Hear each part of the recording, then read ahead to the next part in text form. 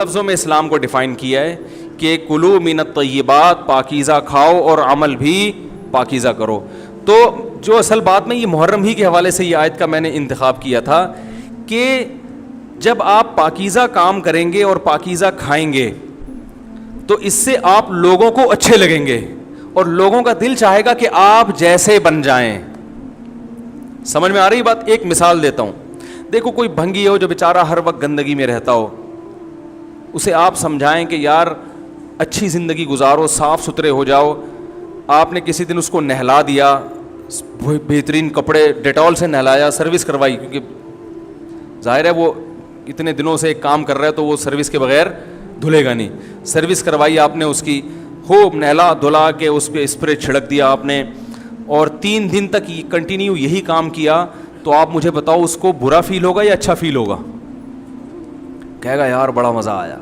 اس کے دل میں اپنے کام سے نفرت پیدا ہونا شروع ہو جائے گی. تو اچھی چیز میں, اچھی طہارت میں, پاکی میں اللہ نے اٹریکشن رکھی ہے. جیسے صاف ستھرا آدمی اچھا لگتا ہے, گندا اچھا لگتا ہے؟ صاف ستھرا اچھا لگتا ہے.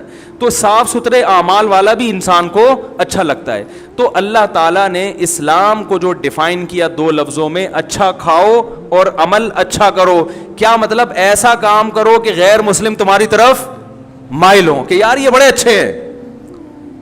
تو کوئی ایسی رسم اسلام میں جس کو دیکھ کر وحشت ہوتی ہو, اس کا مطلب ہے وہ اسلام, بولو بھائی, نہیں ہے. کوئی بھی آپ ایسا عمل کر رہے ہیں, لیبل اسلام کا لگا رہے ہیں, مگر اسے دیکھ کر غیر مسلم کو گھنٹوں گھنٹوں سمجھانا پڑتا ہے یہ کیوں ہو رہا ہے, اس کا مطلب ہے کہ یہ اسلام, بولو نا بھائی, نہیں ہے. تو آپ مجھے بتاؤ محرم میں جو کچھ ہو رہا ہے, کیا یہ غیر مسلم کو اسلام کی طرف مائل کرے گا؟ یہ عمل ہے بھائی؟ یعنی کوئی غیر مسلم اسے دیکھ کے مسلمان ہوگا کہ یار ماشاءاللہ بڑا زبردست اسلام ہے؟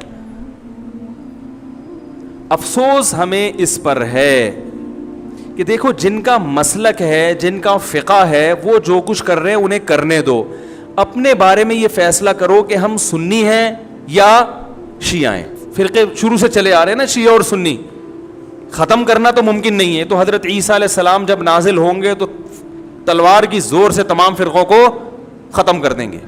تو جو کام عیسیٰ علیہ السلام کا ہے وہ خود کرنے کی کوشش نہ کرو, جو حضرت مہدی کا کام ہے وہ خود کرنے کی کوشش نہ کرو. ہم کسی فرقے کو ختم نہیں کر سکتے, لیکن ہم اپنے آپ کو ڈیفائن کر سکتے ہیں. ہم یہ بتا سکتے ہیں کہ ہماری رائے میں صحیح کیا ہے. تو میرے بھائی, نبی صلی اللہ علیہ وسلم نے فرمایا 73 فرقوں میں سے ایک جنتی ہے. تو یا تو ادھر چلے جاؤ, یا بولتے کیوں نہیں, ابھی نہیں بول رہے تو پھر عمل کیسے کرو گے, یا تو پورے ادھر چلے جاؤ یا پورے ادھر آ جاؤ. مجھے خدا کی قسم اس پر کوئی اشکال نہیں ہوتا کہ شیعہ لوگ ماتم کیوں کر رہے ہیں, شیعہ لوگ یہ سب کچھ کیوں کر رہے ہیں, وہ جو ہے وہ مرثیے کیوں پڑھ رہے ہیں. مجھے اس پر اشکال نہیں ہوتا. ان کے دلائل ہوں گے ان کے پاس, ان کے علماء ان کو بتاتے ہیں. وہ کب کہتے ہیں کہ ہم سنی ہیں, وہ کب کہتے ہیں کہ ہم صحابہ کو حجت سمجھتے ہیں؟ ایک چیز کا انہوں نے دعویٰ ہی نہیں کیا, تو ہم ان پر وہ کیوں تھوپیں ان کے سر پہ. لیکن میں آپ کی بات کر رہا ہوں, میں ان لوگوں کی بات کر رہا ہوں جو اپنے آپ کو سنی کہتے ہیں. تو بھائی پھر سنی ہو تو جو اہل سنت والجماعت کے جو 4 مکاتب فکر ہیں, حنفی, مالکی, شافعی, حنبلی, اہل سنت کے ہیں نا, ان کی کتابوں میں کہیں بھی اس طرح کی کوئی چیز, بولو بھائی, نہیں ہے. ماتم کرنا اہل سنت کے ہاں جائز نہیں ہے. نبی صلی اللہ علیہ وسلم نے میت پر چیخو پکار کرنے کو حرام قرار دیا ہے. نوحہ کو جو میت پہ رونا پیٹنا ہوتا ہے, گریبان چاک کرنا, اس عمل پر آپ صلی اللہ علیہ وسلم نے لعنت فرمائی ہے. صحیح بخاری صحیح مسلم کی حدیثیں ہیں. حضرت جعفر طیار رضی اللہ تعالی عنہ نبی کے سگے چچا زاد بھائی, میدان جنگ میں شہید ہوئے, 4 بیویاں بیوہ ہوئی ہیں, چھوٹے چھوٹے بچے یتیم ہو گئے. آپ نے ان کی بیویوں کو زور سے رونے کی اجازت نہیں دی. اتنا غضبناک ہوئے, جب وہ باز نہیں آئے آپ نے فرمایا ان کے منہ پہ خاک پھینک دو. حالانکہ بیوہ ہوئی ہیں, قابل ترس ہیں, لیکن چیخ کے رونے کی اجازت حالانکہ وہ تو اہل بیت میں سے تھے. حضرت جعفر طیار ظلمن شہید ہوئے تھے. ہماری نظر میں حضرت حسین رضی اللہ تعالی عنہ کا قتل کربلا میں یہ تاریخ کا بدترین ظلم, اس لیے بدترین ظلم کہ آپ غیر مسلموں کے ہاتھوں شہید نہیں ہوئے, بلکہ ان لوگوں کے ہاتھوں شہید ہوئے جو اپنے آپ کو مسلمان کہتے تھے, اور مسلمانوں کی قیادت اس وقت ان کے ہاتھ میں تھی, حکومت ان کے ہاتھ میں تھی.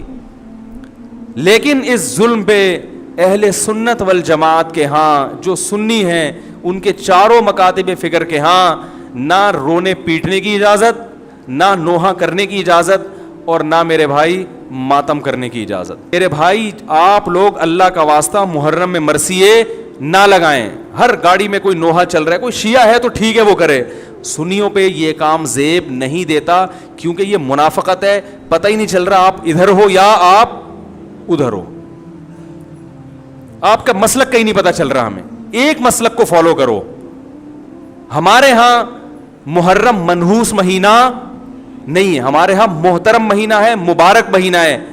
امہات المومنین میں سے بعض کی اس مہینے میں شادی ہوئی ہے. ہم شہادت کو نحوست نہیں سمجھتے. 10 محرم پہلے سے مبارک تھا, حضرت حسین کی شہادت کی وجہ سے اور مبارک بن گیا, منحوس نہیں بنا. شہادت مبارک عمل ہے, منحوس نہیں ہے. ہم اس مہینے میں کالے کپڑے نہیں پہنیں گے, ہم اس مہینے میں خوشیاں منانے کو جائز سمجھتے ہیں. لوگ کہتے ہیں ان کو حسین سے محبت نہیں ہے. محبت کا جو طریقہ حسین نے بتایا اس طریقے پہ عمل کرنا حسین سے محبت ہے. جو طریقہ حسین سے ثابت نہیں ہے اس طریقے پہ محرم کو منانا یہ محبت کا طریقہ ہماری رائے میں نہیں ہے. سمجھ میں آ رہی ہے بات کہ نہیں آ رہی ہے؟ اور ایک میں وضاحت کر کے بیان کو ختم کروں. بھائی یہ تو کوشش کریں گے نا اس کی, محرم نہ منحوس مہینہ ہے, نہ اس میں بلائیں نازل ہوتی ہیں, اس میں خوشیاں منانا بھی جائز ہے, اس میں نکاح کرنا شادی کرنا بھی درست ہے. یہ جو مشہور ہے محرم کی شادی ناکام ہوتی ہے 100% غلط ہے. جو شیعہ حضرات ہیں وہ بچیں اس سے. ہمارے ہاں یہ بالکل اس کی اجازت ہے, آپ محرم میں نکاح بھی کریں, محرم میں آپ اپنے بچوں کا عقیقہ بھی کریں, آپ اس جو ہے جو بھی خوشیاں ہیں آپ اس کی کریں, تاکہ اسلام کا جو رخ ہے نا, اسلام میں کوئی مہینہ منحوس نہیں ہے, تاکہ غیر مسلموں کے سامنے کم از کم ہماری طرف سے جو اسلام پیش ہو وہ یہ والا ہو, ان کی طرف سے وہ والا ہو. غیر مسلم کے پاس آپشن ہو کہ بھائی دیکھ لو ان میں جو اچھا لگتا ہے وہ والا اسلام آپ فالو کر لو, لیکن آپ بھی ویسے ہی بن گئے تو پھر اسلام کا ایک رخ جائے گا ان کے سامنے. سمجھ رہے کہ نہیں سمجھ رہے؟ تو اس لیے یہ گھروں میں مرثیے نہ لگایا کریں. میتوں پہ نوحہ کرنا, غم منانا ہماری شریعت میں پسندیدہ 3 دن تک تعزیت ہے بس, اس کے بعد نہیں. اور عورت کے لیے شوہر کے مرنے پر 4 مہینے 10 دن عدت ہے.